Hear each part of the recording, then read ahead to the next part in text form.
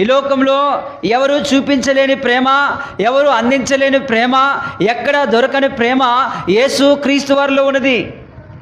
ప్రియా సహోదరా సహోదరి, మనం ఇంకనూ పాపులమై ఉండగా ఆయన నీ కొరకు చనిపోయాను అంటే యేసు క్రీస్తు వారి ప్రేమ ఎలాంటిదంటే మన నిమిత్తము మరణించిన ప్రేమ. యేసు క్రీస్తు వారి ప్రేమ వెల్లడిపరుస్తూ ఉన్నాడు. ఆయన ప్రేమ మనకు కనబడుతూ ఉన్నది. ఎలా కనబడుతూ ఉన్నదంటే ఆయన శాశ్వతమైన ప్రేమతో ప్రేమిస్తూ ఉన్నాడు. ఆయన వల్లే ఎవరు కూడా ఈ లోకంలో మనల్ని ప్రేమించలేదు.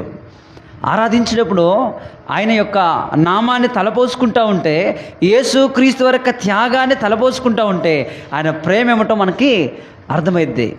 అందుకే ఇక్కడ రాయబడ్డ మాట, ఆయన ఎలాంటి ప్రేమ అంటే నాశనకరమైన, ఇక్కడ రాయబడ్డ మాట చూడండి, నీ ప్రేమ చేత నా ప్రాణం నాశనమైన గోతి నుండి విడిపించుతుంది. అంటే దేవుడు కూడా నన్ను కూడా గత జీవితంలో కూడా నాశనకరమైన గుంటలో, పాపములో, శాపములో, అంధకారములో, చీకటిలో ఉన్నాం మనం.